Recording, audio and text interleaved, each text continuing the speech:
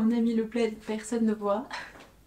Hello à tous et bienvenue dans une nouvelle vidéo. Aujourd'hui on se retrouve pour parler du Laos. Je vais vous partager les informations à savoir avant de partir en voyage. Donc pour vous donner le contexte, nous avons passé 3 semaines au Laos. C'était de mi-août à début septembre. Comme ça vous avez la période et vous verrez pourquoi c'est important au Laos de savoir quand est-ce qu'on part. Nous avons visité le Laos du nord au sud, tout ça je vous partage dans les vlogs. Vous pouvez retrouver une playlist dédiée aux vidéos de voyage au Laos sur ma chaîne YouTube où je vous montre exactement les visites qu'on a fait. Enfin, je vous partage vraiment notre voyage dans son ensemble, notre ressenti, et il y a également un article de blog où je vous partage l'itinéraire et les hôtels. Donc on va commencer par le visa, donc les formalités pour entrer sur le territoire. À cette date, le visa est obligatoire pour les Français. Donc il y a plusieurs façons d'obtenir ce visa. Vous pouvez soit en faire la demande à l'arrivée, donc nous c'est cette option qu'on a choisie. On est arrivé à Luang Prabang. On a payé 40 $ le visa, donc directement à l'aéroport. Il me semble que vous pouvez également le payer en baht, mais en tout cas il fallait le payer en cash. Donc nous juste avant le Laos on était au Vietnam, donc on s'est débrouillé pour trouver des dollars au Vietnam. Il fallait que les dollars soient en très bon état, donc c'était 40 $ plus 1 $ de frais de service. Il vous faudra aussi donner une photo d'identité, un passeport valide 6 mois après la date de votre voyage au Laos. Si vous cherchez sur internet, vous allez trouver des sites qui vous disent que le visa est à 30 $. Alors avant il était à 30 $ et depuis mai 2022 il est à 40 $ pour les Français. Si vous êtes suisse ou belge, vérifiez bien parce que je crois que les montants changent en fonction des nationalités. Ensuite, donc pour les Français, si vous le prenez en ligne, c'est 50 $. L'avantage c'est que vous l'avez déjà, à vous de voir, donc si vous voulez payer 10 $ en plus pour l'avoir en avance. Nous c'était hyper rapide et hyper facile de l'avoir à Luang Prabang, que vraiment je vois pas trop d'avantage de le prendre en avance. On l'a fait littéralement en 5 minutes dès qu'on est descendu de l'avion, c'était pas du tout compliqué, on a donné l'argent, on a donné notre photo. Et enfin 5 minutes le temps qu'on passe la queue parce que sinon en 30 secondes c'était fait. Et la dernière option c'est de le faire dans une ambassade ou dans un consulat du Laos, donc en France, et là c'est 40 €. Ensuite pensez à demander votre permis international si vous souhaitez conduire au Laos, si vous souhaitez louer un scooter ou une voiture. Bon, ils le demandent pas souvent, surtout pour les scooters. Nous on l'avait mais on nous l'a jamais demandé, mais au cas où c'est mieux de l'avoir et il faut le demander bien en avance parce que ça prend de plus en plus de temps, j'ai l'impression. Au début c'était 1 mois, 2 mois, là la dernière fois que j'ai regardé c'était 6 mois. Regardez bien sur les sites du gouvernement et vous aurez toutes les informations au niveau du délai, mais prenez-vous-y à l'avance. Ensuite, deuxième information, si vous décidez de partir au Laos, il faut que vous ayez en tête que c'est un voyage plus roots, on va dire avec plus d'imprévus, avec plus d'aventures, moins de confort que si par exemple vous partiez en voyage en Thaïlande. Il y a moins d'infrastructures pour les touristes qu'en Thaïlande, il y a moins de bus, c'est moins facile de trouver le bon bus qui vous amènera à votre destination, c'est moins facile de trouver les horaires et les horaires ne sont pas forcément respectés. Plusieurs fois, nous, dès que le minibus il était plein, bah, il partait, donc peu importe l'heure. Donc il faut simplement être patient, il faut avoir le temps et juste être préparé mentalement, que ce sera pas forcément tout confort et facile, que les choses peuvent prendre plus de temps que dans d'autres pays. Par exemple, au restaurant, on attendait parfois 1 heure avant d'être servi, comme à Zanzibar d'ailleurs. Donc voilà, c'est notre rythme de vie et bah, il faut le savoir. Ensuite, au niveau des transports, si vous me voyez regarder en bas, c'est parce que j'ai pris des notes pour ne rien oublier. Donc j'ai mon ordinateur, regardez. Hop, j'ai mon ordinateur caché ici parce que je me suis vraiment noté toutes les informations que je voulais vous partager pour ne rien oublier. Donc il se peut que j'ai des petits coups d'œil en bas. Alors dans les villes pour se déplacer, on a utilisé très souvent les Song Tao. Les Song Tao c'est ce qu'on retrouve aussi en Thaïlande. C'est des espèces de pick-up où vous montez à l'arrière. Et donc il y a pas mal de place. On va dire qu'il y a à peu près 8-10 personnes qui peuvent rentrer là-dedans. Voire plus, il y en a qui s'accrochent à l'arrière. Mais c'est ce qu'on retrouve par exemple à Luang Prabang. Pour aller voir les cascades autour de Luang Prabang, on a pris les Song Tao. Pour rejoindre la bus station, le terminal des bus de Nong Khiao, on a pris un Song Tao. Et pour se déplacer dans Vientiane, on avait pris un tuk-tuk, parce que c'est ce qu'on avait trouvé. Ensuite, pour aller d'un endroit à l'autre, donc pas dans une même ville, on a pris minibus, bateau et train. Donc on n'a rien réservé en ligne, tout ce qui est minibus, on allait directement à la station des bus et on prenait nos tickets et on embarquait dans le prochain minibus, minivan. On se renseignait quand même sur les horaires avant sur internet ou à l'office de tourisme ou à l'hôtel. Enfin, on essaie d'avoir un petit peu les horaires quand même approximatifs, hein. Par exemple, si on savait qu'il y avait un minibus qui partait à 9 h, ben on y allait 1 heure avant à 8 h. Pour être sûr de ne pas le louper, parfois il partait à 8 h 30. Vu qu'il est plein, il part. Voilà. Au niveau des bateaux aussi, renseignez-vous bien à l'avance parce que par exemple si vous prenez le bateau pour aller de Nong Khiao à Muang Ngoi, donc qui sont des villages qui sont au nord du Laos, il y a 1 ou 2 bateaux par jour, donc il faut pas le louper. Surtout que Muang Ngoi c'est un village qui est accessible uniquement par bateau. Donc bah, si vous le loupez, vous restez bloqué là-bas. Et concernant le train, alors ça c'est super pratique. Donc c'est un train qui a été construit pour les Chinois qui relient la Chine et le Laos. Et au niveau du Laos, ça permet de relier Vientiane, Vang Vieng et Luang Prabang en très peu de temps. Je ne sais plus si c'était 1 heure ou 2 entre chaque destination, mais c'est vraiment très rapide par rapport au bus. Parce qu'au Laos, les routes sont quand même souvent en très mauvais état. Il y a beaucoup de montagnes aussi, donc ça prend beaucoup de temps. Alors que là, un train, c'était vraiment très rapide, c'était hyper confortable, très moderne.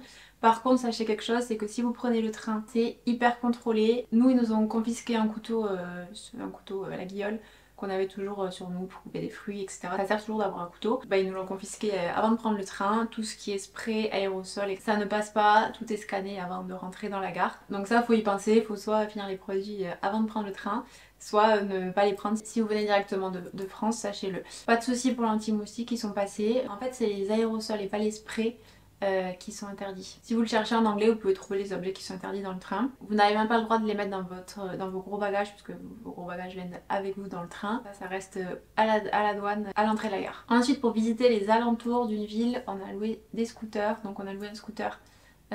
On a loué un scooter à Vang Vieng, on a loué un scooter à Pak Se. Pak Se on l'a loué 2 jours et Vang Vieng on l'a loué 1 journée. Donc ce que je vous disais juste avant, faites très attention au niveau de la route. Les routes sont souvent en mauvais état avec des nids de poules, il y a énormément de trous dans la route, donc quand vous allez vite en scooter ça peut être très dangereux.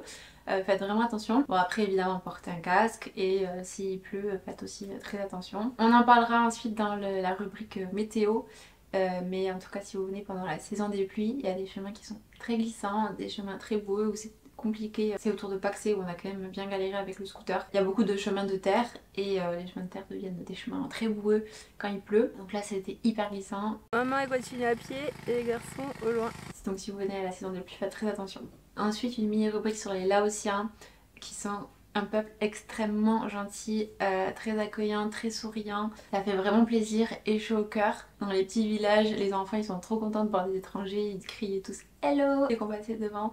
C'est vraiment trop mignon. Pour dire bonjour, vous allez vite l'entendre parce qu'on l'entend souvent, on dit ça va dit et ils traînent bien sur le i et ça fait toujours plaisir quand on se balade dans les villages, qu'on croise des gens, un petit ça va dit avec un petit sourire, ça fait toujours plaisir. Au Laos vous pourrez visiter beaucoup de temples, surtout à Luang Prabang, il y en a vraiment plein. Si vous aimez les temples à Luang Prabang vous allez être servi. Il y en a des deux côtés de la rive du Mekong et de l'affluent du Mekong. Pour visiter les temples il faut une tenue correcte, donc bien se couvrir les épaules, les genoux, pour les femmes en tout cas les genoux, et bien sûr se déchausser avant d'entrer. Dans les choses à prendre dans votre valise, alors en tout premier, le répulsif anti-moustique, c'est le pays où on a eu le plus de moustiques et c'est surtout le pays où mon père et Julien ont attrapé la dengue. Donc là je le dis avec le sourire mais c'était vraiment pas drôle. On a passé 10 jours, donc c'était après, c'était au Cambodge. On a passé 10 jours au Cambodge compliqués, enfin ils ont passé et nous on était très inquiètes avec ma mère. Donc si vous pouvez éviter ça, je vous conseille de prendre du répulsif et surtout de porter des pantalons longs parce que parfois le répulsif ça suffit pas. Honnêtement il y avait des endroits où il y en avait tellement qu'on se faisait piquer même avec le répulsif. Donc répulsif, pantalon long, manches longues, surtout pour par exemple souvent le matin quand vous allez prendre le petit déjeuner à l'hôtel, je sais pas pourquoi il y a souvent des moustiques le matin. Et évidemment fin de journée et dans les endroits très nature quand vous allez voir des cascades. Alors là où j'ai vu le plus de moustiques mais de ma vie entière je crois c'était quand on a fait la randonnée pour aller au point de vue à Nong Kiao, mais des nuées de moustiques. Et d'ailleurs dans la vidéo, vous pouvez aller la voir, j'ai fait une vidéo sur Nong Kiao. Je suis en train de parler comme ça avec la caméra et on voit les moustiques qui arrivent sur mon front, qui me piquent en direct. C'est vraiment hallucinant, vous voyez les petites bêtes voler, c'est des moustiques. Autour on était vraiment au milieu de moustiques. C'est-à-dire qu'il y a une végétation qui est tellement dense, il y a de l'eau partout aussi, donc c'est normal qu'il y ait des moustiques, mais bon, faites très attention, surtout pendant la saison des pluies où il y a beaucoup de cas de dengue. Prenez aussi une trousse à médicaments avec les essentiels, antibiotiques, Doliprane, des médicaments pour le ventre, du désinfectant aussi si jamais vous faites mal. Je sais pas si ça fait focus, si ça fait focus quand même. Je crois que je suis bientôt dans le noir. Il y avait quand même plus de lumière en Asie. Là, il fait pas très beau. J'aurais dû profiter hier quand il faisait soleil. Bref, parce qu'il y a des endroits qui sont quand même assez isolés, donc en attendant peut-être si vous avez besoin de consulter un médecin, c'est quand même bien d'avoir des médicaments de base, enfin l'essentiel quoi. Et ça en général, de toute façon quand on part dans des pays un petit peu lointains, on prend toujours une trousse à pharmacie avec des médicaments de base. Mais c'est vrai que là au Laos encore plus, parce qu'il y a des endroits qui sont quand même très isolés, si vous allez notamment dans les villages. Dans le nord, c'est quand même bien isolé. Mais même à Murangakoi, par contre, il y avait une petite pharmacie. Alors, je sais pas dans quel état sont les médicaments, s'ils sont pas frelatés. Mais il y avait quand même une petite pharmacie, puisqu'on a croisé d'ailleurs un Français qui allait acheter des médicaments dans cette pharmacie. Pharmacie très locale, hein, par contre. Petite pause dans la vidéo pour vous dire de liker la vidéo si jamais elle vous plaît, c'est gratuit et moi ça m'aide beaucoup. Et pensez aussi à vous abonner pour ne pas manquer les prochaines vidéos. On continue. Ensuite, dans les choses à prendre, des vêtements pour visiter les temples, donc pour vous couvrir, des vêtements assez légers parce qu'il fait chaud. Ces vêtements, vous pouvez les utiliser aussi pour les moustiques, donc des vêtements légers mais qui sont couvrants. Le kawaii qui nous aura sauvé plus d'une fois si vous venez pendant la saison des pluies. Un petit kawaii de Décathlon que vous laissez toujours dans votre sac, c'est essentiel. Regardez la dégaine. Les parents ils ont pas de kawaii.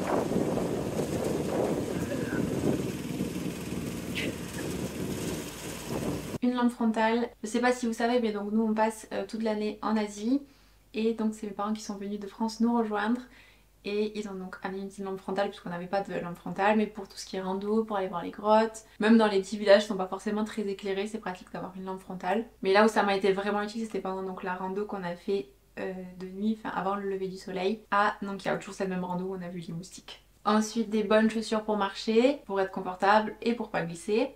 Parce qu'il y a quand même pas mal de choses à voir à l'extérieur, dans la nature, donc vous allez quand même beaucoup marcher. La pluie c'est une chose, mais la gadoue c'en est une autre. Regardez l'état des chaussures. J'ai ramené toute la terre du Laos sur mes chaussures. Et surtout on fait attention de ne pas glisser parce que purée ça glisse. Des chaussettes longues pour éviter les sangsues. Rien que de dire ce mot, ça me donne des frissons, je n'aime pas ça, ça me dégoûte les sangsues, vraiment, je préfère encore les araignées, tout ça. Mais alors ça me dégoûte et je redoutais d'aller au Laos, de voir, parce que j'avais lu dans beaucoup de blogs qu'il y avait des sangsues. Et à chaque fois qu'on allait se balader dans la nature, tout ça, je regardais vraiment mes pieds, j'avais vraiment la trouille d'en voir. Et on en a vu qu'à un seul endroit. Honnêtement, je pensais qu'il y en aurait quand même plus, parce que tout le monde en parlait, donc je me suis dit, bah, il va y en avoir partout au Laos, c'est pas possible. Et on en a eu qu'à un endroit, c'était au niveau des cascades qui sont autour de Paksé, à une cascade précisément, là où mes parents sont tombés en scooter, enfin c'est vraiment la cascade de la galère. Il y avait Julien et ma mère se sont fait piquer par les sangsues, ma mère elle avait un pantalon long, mais elles ont réussi à passer dessous, enfin ça va vite quand même ces sangsues. Je fais comme ça parce que ça avance comme ça, c'est dégueulasse. Bref. Et donc je sais pas si c'est ma mère ou Jules qui a vu la première sangsue en premier, et dès qu'ils ont dit ça, mais je suis remontée au scooter mais en courant, une côte comme ça, mais je suis partie en courant. Donc mon cardio il fonctionnait bien. Donc ma mère avait un pantalon long, mais elle avait mis des chaussettes courtes, et erreur, il fallait mettre des chaussettes. Moi j'avais tellement la trouille que j'avais tout le temps des chaussettes longues, même quand j'avais un short ou une robe, j'avais des chaussettes longues soit dans mon sac ou alors je les mettais. Mais j'avais tellement la trouille que j'avais des chaussettes longues où vous pouvez rentrer votre pantalon pour faire un barrage au sangsues. Et après apparemment c'est pas dangereux, mais c'est juste un petit peu dégoûtant quoi. Toujours sur le sujet de la santé, je vous conseille de vérifier que vous avez bien une assurance voyage. Vous avez peut-être une assurance qui vous couvre à l'international. Au niveau du budget, donc le plus cher c'était les billets d'avion, que ce soit les billets d'avion pour venir de France, donc pour mes parents qui sont venus de Toulouse, ou nous qui sommes venus du Vietnam. C'est le pays où les billets étaient le plus chers. Donc Julien et moi nous avons payé 150 € de billets d'avion depuis Da Nang, puisque c'était pas un vol direct, mais on a dû faire Da Nang, Hanoï, donc au Vietnam, puis Hanoï, Luang Prabang, puisqu'on avait décidé de se rejoindre à Luang Prabang avec mes parents. En fait on s'était dit soit on démarre du nord du pays, soit on démarre du sud, donc c'était soit on se rejoignait tous vers Paksé, soit on se rejoignait tous à Luang Prabang. On a choisi donc Luang Prabang et eux donc ils ont fait Toulouse-Bangkok parce que c'était moins cher d'arriver à Bangkok que directement à Vientiane ou à Luang Prabang au Laos.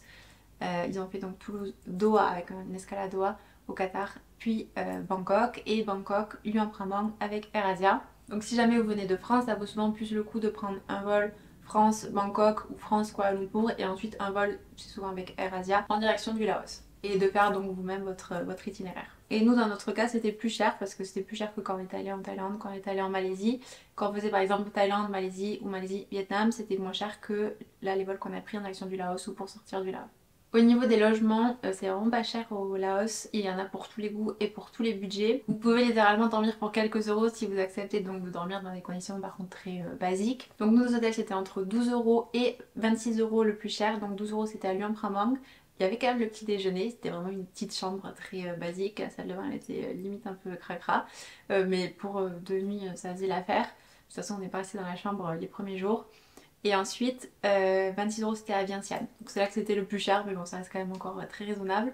Il y avait le petit déjeuner aussi. Je vous mets le lien de l'article de blog que j'ai écrit en description avec tous les hôtels, donc tous les hôtels où on a logé et notre avis sur chaque hôtel. Petite astuce, donc nous on a réservé, vous pouvez soit réserver par booking, soit aller en direct. À Luang Prabang, on est allé en direct demander un petit peu les prix et honnêtement, alors j'ai peut-être parce qu'on était en saison basse, mais c'était moins cher de passer par Booking parce qu'il y avait souvent des promotions plutôt que de passer en direct puisque du coup ils faisaient pas cette promotion.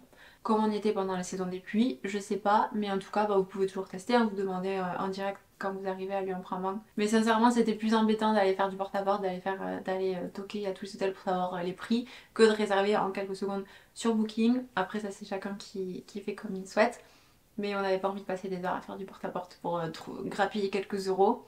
C'est déjà quand même pas cher. Par contre, petite astuce pratique, si jamais vous vous réservez en ligne, j'utilise le site eBuyClub, je sais pas si vous connaissez, c'est un site de cashback, c'est-à-dire que quand vous achetez sur certains sites, on vous rend une partie du montant que vous avez dépensé, donc par exemple sur Booking. Donc là je suis sur eBuyClub, je vais sur Booking, je cherche donc Booking et donc pour avoir accès à ce cashback, faut que vous cliquez sur je profite du remboursement et ensuite ils vont vous renvoyer sur le site de booking.com et là vous faites votre réservation.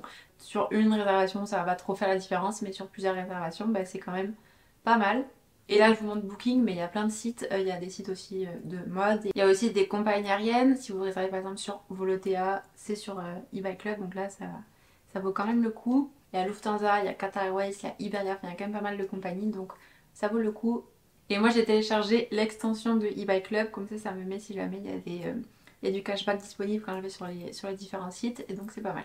Et il me semble que vous avez 3 € offerts à l'inscription si vous passez donc par mon lien de parrainage que je vous mets en description. Ensuite, au niveau de la météo, alors oulala, sujet qui fâche. Au Laos, il faut vraiment prendre en compte la saison des pluies au sérieux. Je pense que je ne l'ai pas prise assez au sérieux parce qu'on a très souvent voyagé en Asie du Sud-Est pendant la mousson et ça ne nous a jamais dérangé, à part dernièrement donc à Da Nang aussi au Vietnam où là il pleuvait en permanence. Mais sinon ailleurs, on a voyagé, je sais pas, peut-être 6 voyages pendant la saison des pluies. À chaque fois on partait l'été et dans la plupart de l'Asie du Sud-Est c'est la saison des pluies. Nous on était contents, il y avait moins de monde, il y avait moins de touristes, les prix étaient moins chers, c'est chouette. Il pleuvait, quelques averses en fin de journée, c'était parfait, c'était pas très dérangeant. On allait se mettre dans un café, dans un restaurant, on allait s'abriter. Il faisait moins chaud aussi parce que c'était toujours couvert, donc alors le ciel est blanc ou gris, mais en tout cas il n'y a pas le soleil qui tape fort. Mais là au Laos c'était différent. En fait au Laos il y a beaucoup, comme je vous disais, il y a beaucoup de chemins de terre, donc qui deviennent de la boue quand il pleut. Clairement c'est des chemins boueux où c'est compliqué de marcher parce que ça glisse, c'est compliqué de faire du scooter, enfin c'est compliqué de se déplacer. Et au Laos c'est beaucoup d'activités à l'extérieur, dans la nature, donc tout devient plus compliqué quand il pleut. Les chemins deviennent peu praticables, voire pas du tout praticables.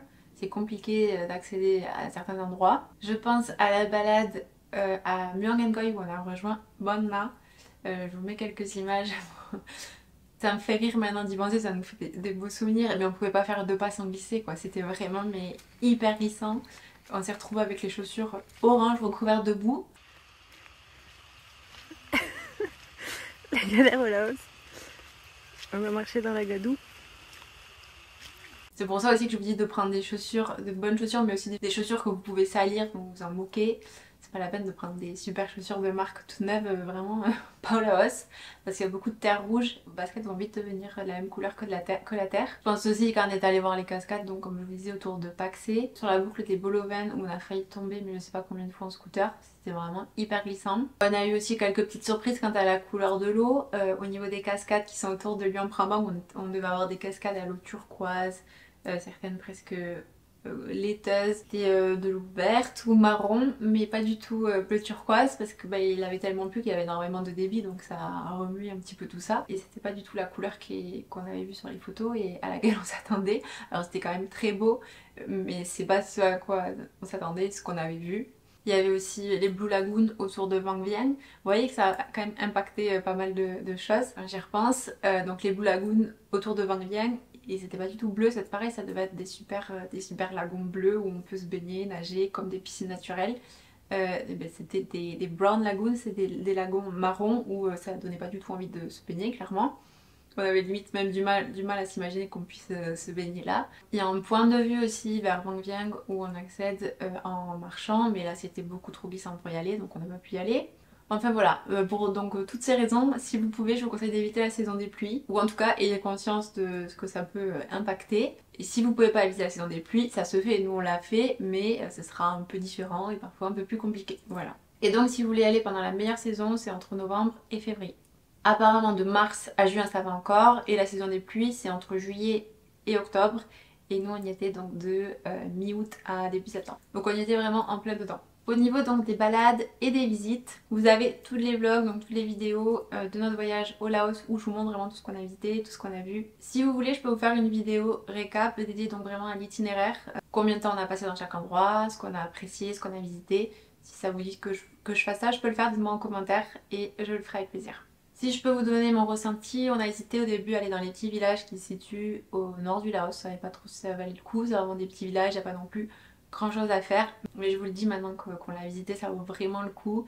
Les paysages sont vraiment sublimes. Dans le nord du Laos, c'est là où on a vu les plus beaux paysages. Donc si vous avez le temps de le faire, je vous conseille de faire les petits villages au nord du Laos. Et ça vous permet aussi de voir la vie locale, la vie des Laotiens, la vie rurale, que vous ne verrez pas forcément dans les grandes villes comme à Vientiane. Enfin les grandes villes, il n'y a pas non plus 50 000 grandes villes au Laos. Hein.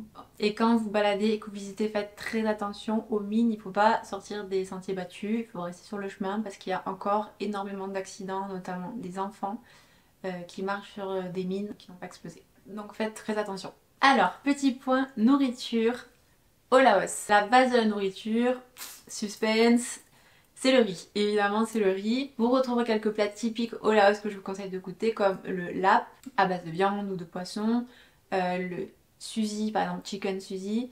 Ça, on en mangeait justement dans les villages au nord du Laos. Il y a beaucoup de citronnelle dans les plats au Laos, donc si vous n'aimez pas la citronnelle, faites attention parce qu'il y a quand même beaucoup de plats à base de citronnelle et on la sent bien. Moi j'aime bien, donc ça me dérange pas. Vous pourrez aussi trouver des plats thaïlandais et vietnamiens dû à sa situation géographique. Et surtout des plats français et des boulangeries. Oui, oui, vous avez bien entendu, des boulangeries du pain. Alors pour ceux qui viennent de France directement au Laos, bon, vous ne serez peut-être pas tentés, vous ne serez peut-être pas attirés par ça. Mais pour ceux qui voyagent depuis un moment en Asie, oh, qu'est-ce que ça fait plaisir de manger du pain.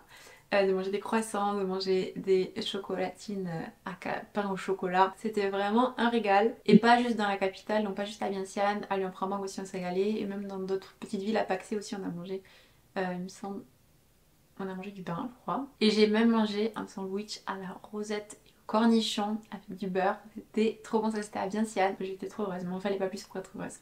Et pas la peine de venir me dire en commentaire pourquoi vous venez ici pour manger du pain, des trucs comme ça. Quand on était au Laos, ça faisait 6 mois que j'avais pas mangé de pain. Alors qu'en France, j'en mange tous les jours. Donc excusez-moi d'avoir craqué un petit peu pour du pain. Vous inquiétez pas, j'ai aussi profité des saveurs de l'Asie. Avec beaucoup de plats en Thaïlande, en Malaisie, au Laos, on s'est bien régalé. Alors maintenant, un petit point niveau argent. Donc la monnaie au Laos, c'est le kip. Et au Laos, on peut payer en kip et en dollars. Pour vous donner une idée, donc là actuellement 1 euro équivaut à 22 600 kips. Je vous tourne cette vidéo 3 mois après notre voyage au Laos et quand on y était 1 euro équivalait à 21 300 kips. Donc vous voyez à quelle vitesse le kip se dévalue et c'est triste pour les Laotiens car leur monnaie perd de la valeur, elle devient de plus en plus faible. Donc mon conseil c'est évidemment de ne garder pas de kip si vous partez du pays, même si vous pensez revenir au Laos, parce qu'ils auront perdu de la valeur, donc il vaut mieux changer avant de partir du pays. Et quand vous revenez au Laos, vous changez d'équipe. Et deuxième raison, si vous ne comptez pas revenir au Laos, il faut se débarrasser d'équipes, enfin à moins que vous les gardiez en souvenir, mais vous ne pourrez pas les changer à l'extérieur du pays. Voilà, l'équipe ça ne se change que au Laos. Et ne changez pas trop de kits non plus. Il faut pas qu'il vous en reste énormément à la fin du voyage parce que c'est souvent à des taux pas terribles que vous pouvez échanger les kits puisque en fait vous pouvez les échanger qu'au Laos. Donc ils savent que si vous les échangez pas là, vous ne pourrez pas les échanger ailleurs. Et les taux sont souvent quand même pas très avantageux quand vous demandez à vendre vos kits pour racheter de l'euro, du dollar, etc. Les taux sont souvent pas très avantageux. Donc essayez quand même un petit peu d'anticiper pour savoir combien de kits vous aurez besoin, quitte à changer petit à petit. Donc nous ce qu'on avait fait c'est qu'on avait changé que des kits, on avait juste les dollars pour payer le visa. Et par contre mes parents ils avaient plutôt pris des dollars, puisqu'ils avaient je crois déjà des dollars, donc ils avaient des dollars et des kits. Et nous on avait quasiment tout en kits. Et au moment de payer les hôtels, donc nous on avait réservé via Booking et Booking il donne le montant en dollars. Il y a des hôtels qui étaient très honnêtes sur le taux de change, ils prennent le taux de change actuel et donc vous payez le montant en kip, convertissez donc le montant en dollars en kip. Et des hôtels par contre qui eux avaient leur taux de change, c'était le taux de change de l'hôtel qui n'était pas du tout avantageux, donc il valait mieux payer en dollars que en kip, puisque le montant en dollars de toute façon était défini par Booking. Et si vous voulez payer en kip, donc ils convertissaient le montant en dollars, en kip, avec leur taux bien à eux, donc il n'était pas le taux en vigueur. Donc on s'est un petit peu frité avec l'hôtel de Luang Prabang justement parce que lui il prenait un taux qui était pas du tout réaliste. Donc on a dit bah non, le taux actuel c'est ça. Vous mettez des prix sur Booking, donc je sais pas, par exemple pour plusieurs nuits on devait payer 90 $. Vous mettez à 90 $ votre hôtel. Nous quand on paye ça, c'est comme si on payait tant de dollars. Alors je pense que c'est vrai que c'est compliqué après quand en keep, enfin ils préfèrent avoir des monnaies entre guillemets plus fortes puisqu'en plus elles se dévaluent moins comme l'euro, le dollar que les keep. Donc globalement ce que je vous conseille c'est que pour les grosses sommes c'est quand même plus pratique en dollars. Et pour les petites sommes, tout ce qui est au marché, au restaurant, pour la vie un petit peu quotidienne là, du voyage, c'est mieux en keep. Ça permet aussi de soutenir l'économie locale, donc c'est mieux en keep. Et petite info, si vous payez en dollars, il faut qu'il soit en parfait état, comme au Cambodge, pas qu'il soit déchiré, il faut pas qu'il y ait du stylo dessus, donc il faut pas qu'il y ait des choses écrites dessus, faut vraiment qu'il soit nickel. Vous pouvez aussi payer par carte dans certains restaurants, dans des hôtels aussi. Je vous mets une vidéo dans laquelle j'explique pourquoi j'utilise Boursorama, je vous la mets ici ou ici, je sais plus de quel côté ça apparaît, sinon je vous la mets en description. J'utilise donc les cartes Boursorama, Fortuneo et N26 parce qu'elles n'ont pas de frais à l'étranger, donc vous pouvez payer et retirer, il n'y a pas de frais de votre banque française. Il peut y avoir des frais par contre de la banque locale, mais ça, peu importe la carte que vous utilisez. Mais vous n'avez pas les frais en plus de votre banque en France. Je vous mets les codes par-un si jamais vous souhaitez bénéficier de la prime de bienvenue à l'ouverture d'un compte. Sur Boursorama ça peut aller jusqu'à 150 €, ça dépend des offres en cours. Mais bon, si vous surveillez bien, vous pouvez avoir des offres jusqu'à 150 € de prime de bienvenue à l'ouverture d'un compte. Donc en fait, vous ouvrez un compte gratuitement, vous avez une carte gratuite et en plus on vous donne de l'argent à l'ouverture du compte, donc c'est vraiment tout bénef. Et vous pouvez l'utiliser à l'étranger sans frais. Vous pouvez faire des retraits, vous pouvez payer sans frais. Donc au Laos, par contre, sachez qu'il y a des frais quand vous retirez au distributeur à billets. La plupart du temps, il y a des frais des banques laotiennes. Par contre, quand vous payez, par exemple, quand on allait à Joma Bakery à Luang Prabang, on pouvait payer par carte sans frais, sans problème. Et dernière info, mais pas les moindres, où acheter des souvenirs au Laos. Alors j'ai pas 50 réponses à vous donner. Au marché, au night market de Luang Prabang, au marché de nuit de Luang Prabang, qui commence, je sais plus si c'est à 17 h ou 18 h en fin d'après-midi. Donc vous pouvez pas le louper, il est vraiment au milieu de la ville, il est quand même assez grand. Vous trouverez de tout et pensez-y si vous commencez par visiter le nord du pays et après le sud. Parce qu'au sud, si vous finissez par exemple par les 4000 îles, vous ne trouvez pas de souvenirs là-bas. Ou alors, non, j'allais dire, ou alors peut-être des babioles dans les épiceries, mais de mémoire, non, même pas. Donc, anticipez, je sais que normalement, on aime bien acheter des souvenirs plutôt à la fin du voyage, après avoir vu le pays, tout ça, pour que ça nous rappelle des choses, après avoir un petit peu tout vu. Ben, là, si vous commencez par le nord, je vous conseille quand même de les acheter à Luang Prabang parce que c'est là que vous trouverez le plus de choses. Et parce que même à Vientiane, on a l'impression qu'il doit y avoir quand même des petites boutiques, mais de mémoire, j'ai pas vu tant de souvenirs que ça, que ce soit dans les boutiques, ni même le marché. On a fait un marché, mais il n'y a pas de souvenirs. Donc l'endroit vraiment où vous trouverez de tout, si vous voulez ramener des petites choses aussi pour vos amis, pour votre famille, c'est le night market de Luang Prabang. Il n'y a pas autant de monde que dans les night markets en Thaïlande. Donc quand on achetait quelque chose, c'était souvent des dames, elles étaient vraiment trop contentes, donc en plus ça fait plaisir. Bon, il me semble qu'on a fait le tour des informations, des conseils que je pouvais vous donner pour votre voyage au Laos. Si jamais vous avez des questions, n'hésitez pas à les mettre en commentaire. Voilà, si jamais vous avez quelque chose à me dire, pas forcément des questions, hein. Ça me fait toujours plaisir de vous lire. Aussi pensez donc à mettre un pouce sur la vidéo et à vous abonner pour ne pas manquer les prochaines vidéos. Je vous dis à très vite dans une prochaine vidéo. Des bisous, ciao ciao.